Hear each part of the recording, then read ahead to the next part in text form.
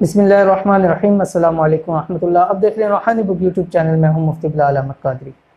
जैसे कि हमारा सिलसिला चल रहा है जिसमें हमने आपके सामने पिछली वीडियो के अंदर जादू की अलामात बतलाई थी, तशख़ीस बतलाई थी और उसका तोड़ आपके सामने जिक्र किया था।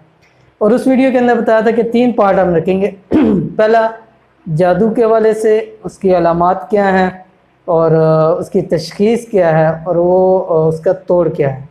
उसके बाद दूसरा जिन्नात के हवाले से कि जिन्नात की अलामात क्या। अगर आपने मुफस्सल तफसील नहीं सुनी हुई या देखी हुई तो हमारी पिछली वीडियो जो है पार्ट 1 उसके अंदर आप देख लें। इंशाअल्लाह अज़ीज़ ये वीडियो आपको ज़्यादा से अच्छी समझ में आ जाएगी। तो चलिए जी शुरू करते हैं ये वीडियो। और आज की वीडियो के अंदर हम आपके सामने ज़िक्र करेंगे जिन्नात की अलामात।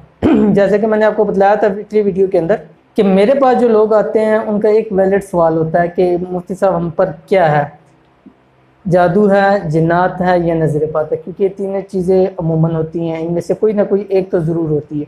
या चौथी चीज़ होती है जिस्मानी अमराज होता है, उनको कुछ रूहानी तो नहीं होती, जिस्मानी हवाले से मसाइल होते हैं। तो जहाँ तक हमने वहाँ पे उनके साथ जिक्र किया तो पिछली वीडियो के अंदर हमने जादू की अलामात भी आपको बतला दी, तशख़ीस का तरीका भी हमने आपको बतला दिया और उसका तोड़ भी बतला दिया। उम्मीद करते हैं वो वीडियो आपको पसंद आई होगी। इस वीडियो के अंदर अब हम शुरू करेंगे कि जिन्नात के अगर किसी के साथ कुछ मसाइल हैं तो कौन कौन सी अलामात पाई जाएंगी, तो उससे पता चलेगा कि इस शख्स के ऊपर या इस औरत के ऊपर जिन्नात के मसाइल हैं या इस घर पर जिन्नात के मसाइल हैं, जिन्नात हैं उनकी वजह से मसाइल पैदा हो रहे हैं। तो चलिए शुरू करते हैं और देखते हैं कि जिन्नात के हवाले से क्या अलामात हैं। देखिए जिन्नात के हवाले से वैसे बहुत सारी अलामात है, लेकिन हम आपके सामने वो जिक्र करते हैं जो हमारे तजर्बे में आई होती है। ज़्यादातर लोगों ने बताया होता है और हमने जब तशख़ीस की होती है उसमें ये अलामात कामन पाई जा रही होती है, वो आपके सामने जिक्र कर रहे हैं। वैसे तो बहुत सारी अलामात है, लेकिन सिर्फ और सिर्फ 10 अलामात आपके सामने जिक्र कर रहे हैं। आप देख लें, अगर इन 10 में से एक अलामत या चंद अलामतें पाई जाती है तो समझ लें कि इस मरीज़ पर जिन्नात के हवाले से मसाइल है या इस घर के ऊपर जिन्नात के हवाले से मसाइल है। कौन कौन से? नंबर 1, घरों से चीज़ों का गायब होना। मेरे पास बहुत सारे आते हैं मुझसे, हमने बड़ी छुपा के रखा है, किसी को भी नहीं पता था वहाँ से चीज़ गायब हो गई है। यकीन लोग मेरे पास आए, लाखों रुपए निकल जाते हैं, सोना निकल जाता है, चीज़ें निकल जाती हैं। क्या मैं या मुझे पता था, जैसे औरतें आती हैं या मेरे खामन को पता था, मुझे पता उन्होंने नहीं निकाला, लेकिन कहाँ गया हमें नहीं पता चला। तो अमूमन ये चीज़ें जिन्नात की वजह से होती हैं। दूसरी, घरों के अंदर खून के छींटे आना। ये बहुत सारे लोगों ने मुझे आके बतलाया कि हमारे घर में खून की छींटे आती हैं, ताकि लोथड़े आते हैं पूरे पूरे खून के, और बाज़ दफ़ा खून के जो गोश्त होता है उसके टुकड़े भी वहाँ पे मिल रहे होते हैं। ठीक है, तो ये दूसरी जो कॉमन है जिस घर के ऊपर जिन्नात के हवाले से मसाइल होते हैं। तो अगर किसी शख्स के ऊपर मसाइल हों जिन्नात के हवाले से, सबसे जो उनका बड़ा मसला होगा, उनके ये जो दोनों कंधे हैं इन पे बार रहेगा, इन दोनों कंधों के ऊपर ये बार बोझ सा रहेगा, ज़्यादा बार रहेगा। और अमूमन ये बार फजर के बाद होता है और मगरिब के बाद होता है। ये चीज़ नज़रबंद के अंदर भी पाई जाती है, उसकी तशख़ीस में भी आपके सामने जिक्र करेंगे इसको। नंबर 4 है महसूस होना कि कमरे में कोई है। ठीक है, मुझे बहुत सारे बतलाते हैं कि महसूस होता है हमें कि कमरे में कोई है, और जब हम पीछे मुड़ के देखते हैं कोई बंदा नहीं होता, या हमें लगता है ऐसे कोई गुजर के गया हुआ है। ये जादू की अलामात के अंदर भी ये चीज़ आई थी, लेकिन जिन्नात के हवाले से ये चीज़ ज़्यादातर होती है। अगर नंबर 5 है कि जिस्म जकड़ा रहता है, बंद रहता है, इंसान का दिल नहीं करता कहीं जाने को, कहीं आने को, जिस्म अजीब सी कैफियत होती है, तो ये भी जिन्नात के हवाले से मसाइल होते हैं। नंबर 7, ये अमूमन होता है कि मैदा लगातार ख़राब रहता है। ये मैंने क्योंकि बहुत सारे लोगों को देखा, बहुत तवील अरसे तक उनके मैदे ख़राब रहते हैं, और मैदे की ख़राबी में जिन्नात का बहुत ज़्यादा अंसर होता है। ठीक है, तो अगर आपका लगातार बहुत टाइम से जिन्नात मैदा की वजह ख़राब है तो आप जिन्नात के हवाले से भी अपना इलाज करवाएं। नंबर 8 है कि जिस्म का बहुत ज़्यादा गर्म रहना। ठीक है, एक तो गर्म होता है, बाज़ दफ़ा फेवर हो जाता है बाज़ दफ़ा, लेकिन अमूमन गर्म होता है। जब भी कोई हाथ लगाया कि जी आपका जिस्म तो बड़ा गर्म है, हर वक्त गर्म रहना, ये भी जो है वो जिन्नात की अलामात में से हो सकता है। नंबर 9, बहुत ज़्यादा पसीना आना। ठीक है, एक तो पसीना अमूमन है, अब जैसे गर्मियों का वक्त है पसीना आता है, लेकिन बिला वजह, मतलब ऐसे आप बैठे हैं, एसी में भी बैठे हैं या ठंडक में बैठे हैं, लेकिन फिर भी, और ख़ास तौर के ऊपर माथे के ऊपर इस जगह पे ऊपर पसीना आना, ये जिन्नात की अलामात में से हैं। और आगे नंबर 10 है कि बकसरत पेशाब आना और बार बार वाशरूम जाना।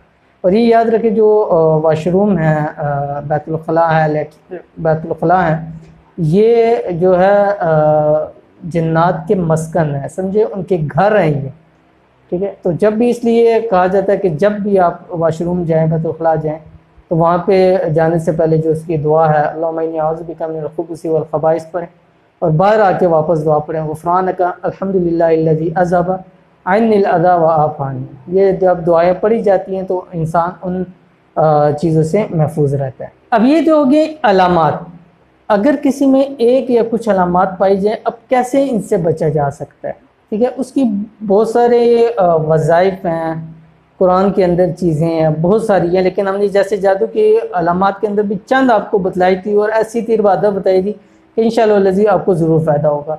और इस हवाले से भी आपको ये चंद चीज़ें आपके सामने ज़िक्र करनी है। लेकिन उससे पहले मैंने आपको बताया था कि हम जहाँ पे अलामात करते हैं वहाँ तशख़ीस भी करते हैं। तो तशख़ीस का तरीका क्या है, उसके हवाले से हमने पिछली वीडियो में भी बताया था कि हमारे चैनल के ऊपर वीडियो मौजूद है, जिसके अंदर 10 से 15 मिनट के अंदर आप अपने तशख़ीस कर सकते हैं कि आप पर क्या मसाइल है पानी के ज़रिए एक गिलास पानी पे। वो मैं ऊपर आई बटन में आपको लिंक दे रहा हूँ, आप वहाँ पे क्लिक करके उस वीडियो के ऊपर जा सकते हैं और वहाँ वीडियो देख सकते हैं, और आप अपनी तशख़ीस खुद कर सकते हैं कि आपके जादू के मामलात है, जिन्नात के मामलात है, या नज़रबाद के हवाले से मामलात हैं। अब इसका तोड़ कैसे हो, अगर किसी पर एक अलामत या 3-4 अलामतें, या एक बंदा कहता है कि सारी अलामत मेरे में पाई जाती हैं। देखिए, सिर्फ एक अलामत का होना उस चीज़ का होना लाजमी है, चाहे वो जादू वाले हों चाहे जिन्नात वाले हों। एक अलामत होगी, समझ लें कि उसके ऊपर ये अलामत चीज़ें मौजूद हैं।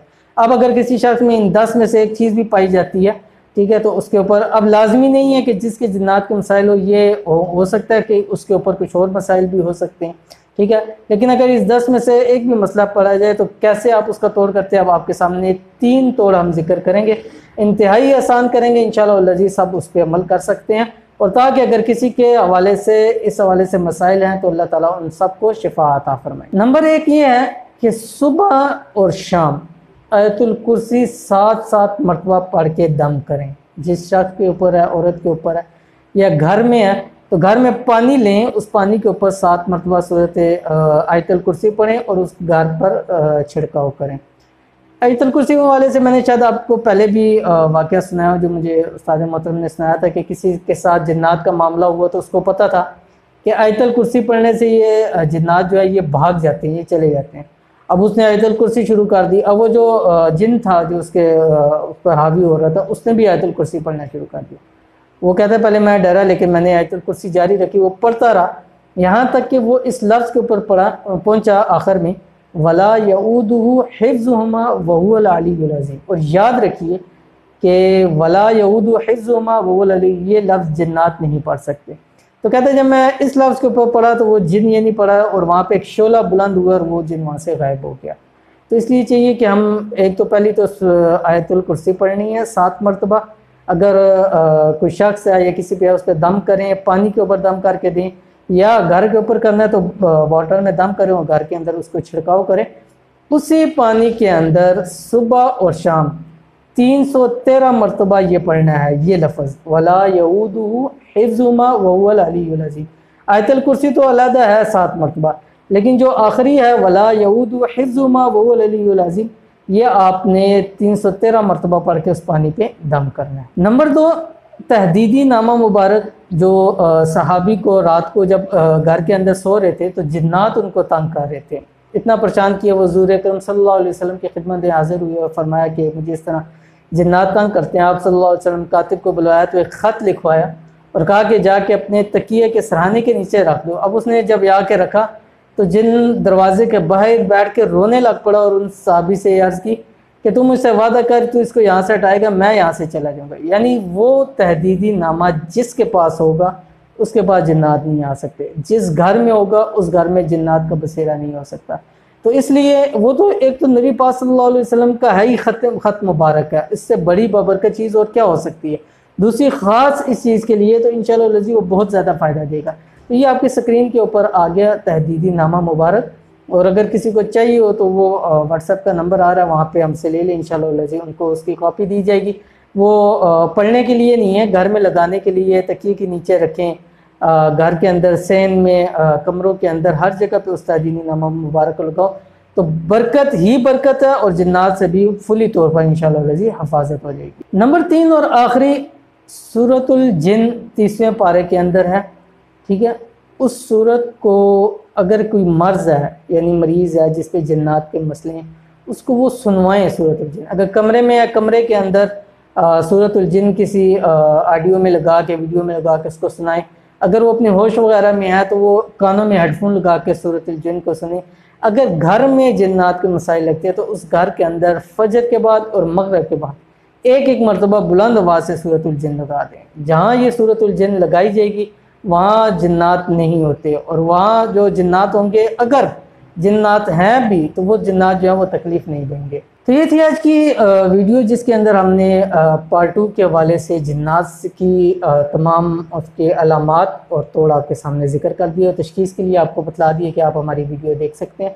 उम्मीद करते हैं कि आज की वीडियो भी आपको पसंद आई होगी। वीडियो पसंद आए तो उसको लाइक कर दें, दोस्त सब आपके साथ शेयर करें, ख़ासकर उन लोगों के साथ शेयर करें जिनके हवाले से आपको मालूम है कि उनके ऐसे मसाइल चल रहे हैं, ताकि उनके मसाइल जो है वो ख़त्म हो जाए। तो इंशाअल्लाह जी मिलेंगे फिर पार्ट 3 के अंदर। पार्ट 3 के अंदर इंशाअल्लाह जी हम नज़र बद के हवाले से आपके सामने जिक्र करेंगे कि अगर किसी पर नज़र बद है उसके अलामात क्या है, कैसे तशख़ीस करेंगे और उसका तोड़ क्या है, ताकि हम नज़र बद से बच सकें। तो मिलेंगे इंशाअल्लाह जी फिर नेक्स्ट वीडियो के अंदर। तब तक के लिए इजाज़त दीजिए। अल्लाह हाफिज़। Thanks for watching. Don't forget to like, subscribe and share. मज़ीद वीडियो देखने के लिए हमारा चैनल सब्सक्राइब करें, घंटी का बटन दबाएं और नई वीडियो से बाखबर रहें।